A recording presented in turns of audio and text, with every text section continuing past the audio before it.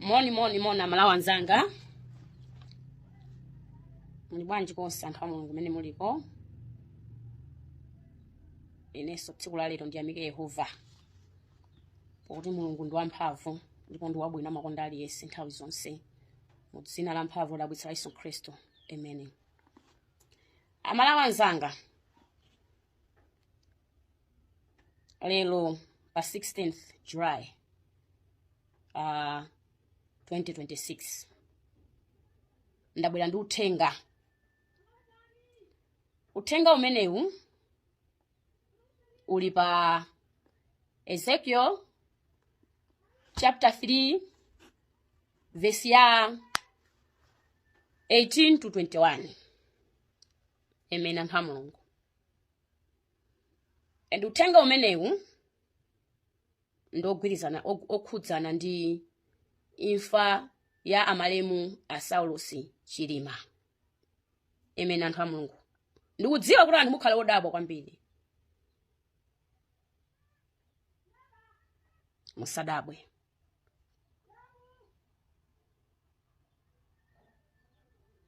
Uthenga umenewu ndi ufotokoza zimene Mulungu adandionetsera zango zimeneyo komanso zitachitika.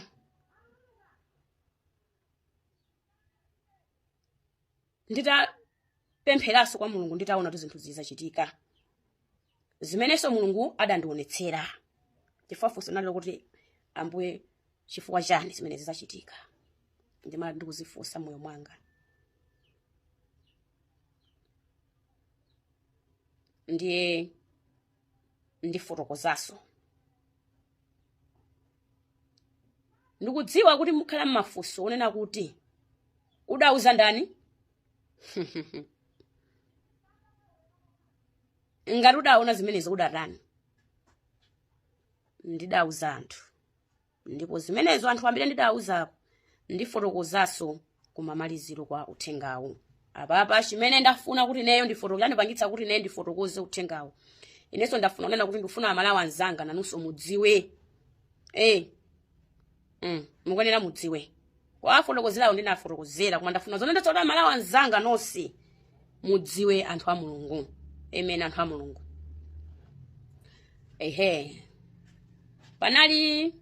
Munali mu 15th April.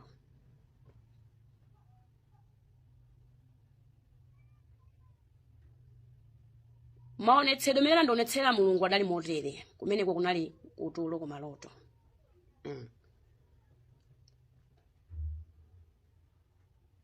Ndidapezeka zonena kunena kuti ndidali ndi pemphero limene ndikapemphera kwa Mulungu uzofuna za ine kuti Mulungu andichitire. Koma zidapezeka kuti zimene ndimafuna ine Mulungu adandiyankha mu njira ina. Tuli kumaloto komweko. Chifukwa paja munthu tikamapemphera Mulungu amatiyankha kudzera ku maloto. Ndene ndinapemphera za ine kwa Mulungu kuti Mulungu andiyankhe andipangire china chake chimene ndikapempha kwa Yehova. Koma ndapezeka zoti afuta mapemphero anga ndinapeza kuti Mulungu kumaloto akundionetsera zokhuzana ndi imfa ya amalemu Saulosi Chilima. Komano maloto adali motere. Ndinali ndili pa ulendo kuti ndanyamuka ndabereka chuma changa ndikupita. Nde msewu wakuti neyo ndikakwerere ma transport kuti kumene ndinakatha kuupeza ma transport mabasi majani ma taxis magemulo sini maona nseudutsa magalimoto kudalibe. Koma ndidapezeka kunena kuti ndakumana ndi anthu awiri. Ndimvetsetsetu. Pa anthu awiriwo wina anali wamtali wina anali wamfupi. Ndipo adandifunsafunso kupita kuti. Ndene nati ndikufuna kumene kuli msewu kumene kuli magalimoto kuti ndikapeze ma transport ulendo wangawo. Ndipo adandiyankha kunena kuti tilondole ife pano. Ndene nati chabwino ati kumene kupita kumene kuli msewu umene ufuna upiteko ino okay chabwino. Ndene anthu aja wamfupi ndi wamtali uja ndidalondola. Ndipo ndidalondola ine anthu aja. Ndidadabwa kuti anthu amangopita samachewukaso. Amen anthu a Mulungu inenso ndikumangolondola. Tili mkati moyenda. Ndadzaona ngati kuti kwabweranso chilaiti koma light yake anthu aja amaoneka ngati mtundu umene umaonekera mene kumaonekera mtundu wa mitambo ngati maonekera kumwambako sky blue and white mosakanikizana choncho. Ine ndeni mangoyendabe mangolondolabe. At the end ndinana ndi kutsogoloko anthu ajamba kudutsa pa carpet. And carpet yo inali ya lady. Pa carpet ya lady paja napezeka zoti anthu aja nadutsa mpaka kwafika uko straight. Inenso ndinadutsa nambodutsa pompaja. Koma ine nditafika pakati pa carpet. Pa carpet ya lady ija pakati abalanzanga padakhala ngati kuti mwina carpet yo adangomara. Koma funso naloti kodi wowana dutsa bwanji. Koma ineyo ndamuzitefa pakati paja ndinapeza kuti carpet ija inaloshoka ndikugwera nkati. Ndine ndemwe ndinagwera nkati. Koma ndapezeka zoti nditagwera nkati muja ndinapeza ndili m'madzi. Ndipo madzi aja nandiyendetsa bwino mpaka ndakaphatha pamene panali ngati foundation ya bridge. Ngati pasi pa bridge. Anthu ndithu amadutsa pamene pantsinje anthu amachoka tsidya lina kumawoloka kumapita uko. Ndekuti nemo senayambira tandithandizeni ndinenso ndifuna ndidutse nawo anthu sama ndimvaye. Tandithandizeni ndifuna nenso ndiwoloke nawo anthu sama ndimvaye. At the end nati ndiyang'aneko side ya uku. Side imene ndinadutsa inayang'anayo pa nthawi imeneyo ndiyang'aneko mbali ya uku potera anthu hawasaku ndiona. Ndeni mayang'ana kumbali ya ku right hand. Ndikuyang'ana kumbali ya ku right hand. Ndapezeka kunena kuti ndidaona asilikali akudumpha. Komano asilikali nkhope zawo sinimaziona. Nimangoona kwambira kuona boot kulekezera mu mtundamu. Zimene nene ndimatani ndimaona zimaye. Abale ndanasi ndalongo. Amen. Ndekuti ndikuona benkati mwa ndikuona asilikali akudumpha koma amadumpha ngati apita kutchire. Ali mkati mwa dumpha mapita kutchire kumaona uniform yawo kumaona buti yawo mudaveka liwu akukamba zonena kuti president wamwalira wapita. Ati president wapita. Amen anthu a Mulungu. Ndene ndapanga chonchi. Nkudzanga naso bwino kuti ati chani pamene nadzamva zonse kumvaso kachikena mtima mmene mamwe atune maziko. Pano ndabwera kupitiliza nkhani ya zimene Yehova andionetsera imfa ya Saulos Chilima. Ndiye ndingopitiliza pamene ndidalekezera ndidaona kuti video ija sidafike yonse. Idalekezera pa njira. Ndiye ndidalekezera kuti ndidalekezera pa kuti anthu abakuwa kumaloto zomwe andionetsera Mulungu poyambirira kuti anthu amakuwa asilikali kumadumpha apita kutchire kunena kuti president wapita. Koma sanatchule kuti vice president kapena president. Ndipo anthu abango kuwa kuti president watani wapita basi. Nditadzidzimuka ndipo ndidapemphera ndikulemba. Koma patatenga masiku ochulukabe ndapeza kuti ngozi yachitika. Itachitika nkuona kuti munthu amene anavulala amene anafa anali president wake anali Saulos Chilima. Ndidakhala wothodwa kwambiri owawidwa mtima. Kuti kodi mawu amanena kuti munthu kamuuzi kuti ampatse onini mwina sadakatha wiki imene miezi imene adakapewa kuyenda kapena kukwera zokwera. Zakhala bwanji Yehova poti kunalembedwa kuti munthu amene uthenga sanakafikisa amene amakapeza kuti Mulungu amakamucha kuti iyeyo ali responsible kuchokera pa Ezekiel chapter 3 verse ya 18 to 21.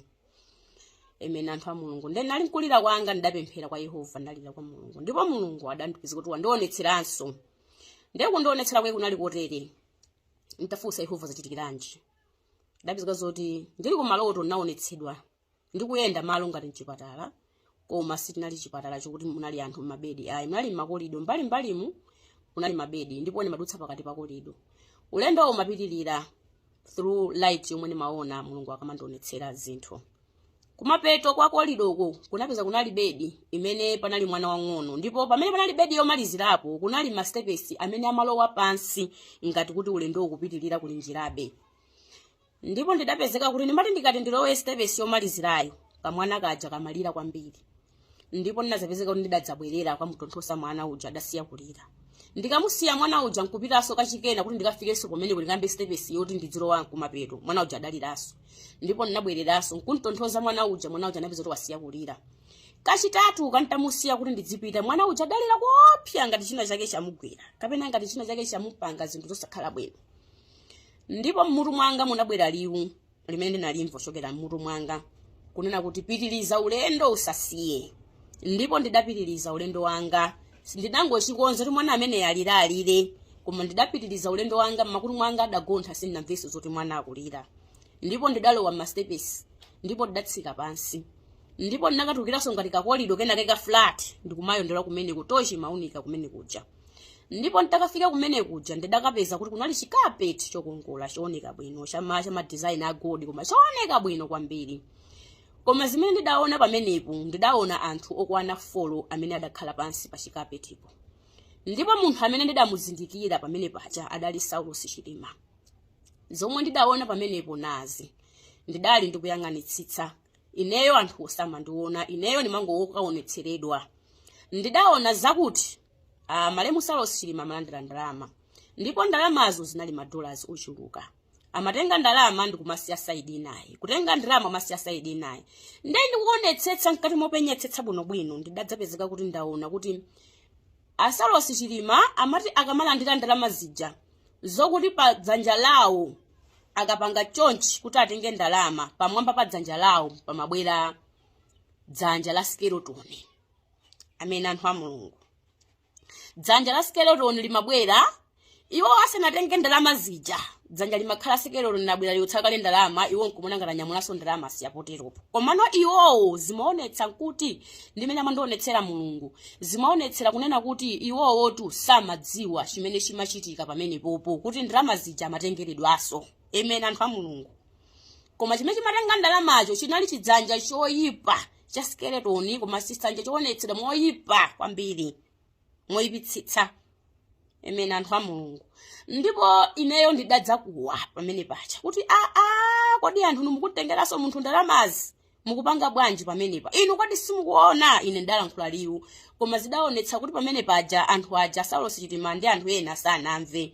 Komano amene anadzidzimuka ndamene amapereka ndalama uja ndamene adadzaonetsa kuti yeye wadzidzimuka kuti wamva china chake. Nditatha kuona zimenezi ndinadzanza valiwu kuti nyamuka pita malo akuti kumene kukauze kuti mwana wawo Innocent akusakupeza bwino yali kuchipatala chakuti. Ndipo ndidangotembenuka ndipo thupi langa ndimayenda ngati mmene ninganena kuti mena maendera munthu wokuti sali nomo yayi ngati mwa mzimu choncho ndidangotembenuka ngati china chake chikundiyendetsa ndikuwapeza kuti ndikungoyenda. Nditatembenuka nditabwerera ndidakumana ndi anthu oti anyamula chithunzi cha nkhope ya Saulos Chilima ndi anthu ndithu oyimba pamene paja ndipo ndidadzidzimukira kumeneko. Ndipo ndadzidzimuka ndidagwada pasi ndikupemphera.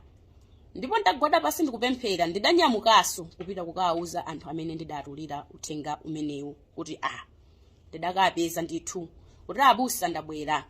Imfa yachitikayi yandikhudza ndipo ndidalira ndapemphera. Koma Mulungu andionetsera izi. Amen anthu a Mulungu.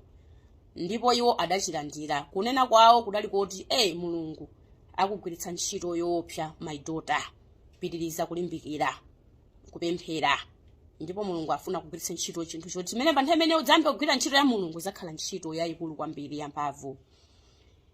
Ndiye ndidati zikomo kuchoka pamenepo ndinabwerera. Zimenezi ndi zimene zidakhalira after nditapemphera Mulungu atandionetsera zokhuzana ndi imfa ya Saulos Chilima. Pamene pamalawa nzanga ndimangofuna ndikudziwitseni kuti nanunso muone muzindikire chimene ineyo mulungu nane adandionetsera. Ndikuzindikira kuti mulungu pa zineneri yake onse, azitumiki ake onse, chilichonse chimene chingachitike, Yehova mpulumutsi amadziwitsa zineneri yake, amadziwitsa azitumiki ake. Ndiye ineyo adandidziwitsa nthawi imeneyo. Komano china chake chinangondipanga chokuti ineyo lerolo kapena masiku anowa poti mulungu andilankhula kuti ndigwire ntchito yake, komanso mulungu wandiuza kuti zonse zimanakhala kundionetsera ndiyauze anthu a Malawi, komanso anthu amene andauze anthu, komanso ndauze anthu ambali apafupi nane, fo anthu apafupi ondene mafikira ndithu ndipo amatetezeka ndithudi. Komano pa ichichi ndinaona kuti bwino ndiuze mtundu wa Malawi emene anthu a mulungu. Zimenezi ndi zimene adandionetsera Yehova zokhuzana ndi imfa ya Saulos Chilima. Ndipo sindikujaja ojaja ni mwini Yehova ndi ena onse amene angathe kumvera amene ndafotokozera amene mulungu adandionetsera. Ndiye chimene tinganene pamene pakwa ine nchonena kuti mulungu wamphamvu zonse amene analenga dziko lakumwamba ndi dziko lapansi, amene amaona zobisika zoyipa zonse, aphwasule china chilichonse choyipa chimene chinadza mu dziko lino lathu la Malawi, choyipacho chimene chikupangitsa kuti anthu athu adziwonongeka, chimene chikupangitsa kuti anthu athu azipusitsika, chimene chikuononga anthu achinyamata amene akuyenera kutukula dera lathu, kutukula dziko lathu, kuthandiza anthu athu, ndikumapeza kuti akuwapusitsa ndikumaononga. Chimene chichi kumene chinachokera chibwerere mu dzina la mphamvu lodabwitsa la Yesu Khristu. Ndipo paliponse pamene alipo, kulikonse kumene chilicho chimene chinapangitsa kuti imfa ya Saulos Chilima ichitike motero, chiphwasulidwe ndi mphamvu yodabwitsa ya Yesu Khristu paliponse mu dzina la mphamvu lodabwitsa la Yesu Khristu. Mizimu inaliyonse imene inatengedwa ndi ngozi imene ija amene anapanga wina aliyense woyipayo akuyenera kuti ayaluke mu dzina la mphamvu lodabwitsa la Yesu Khristu, ndipo aoneke poyera, chifukwa Yehova mpulumutsi wa moyo ndi amene amadziwa zonse.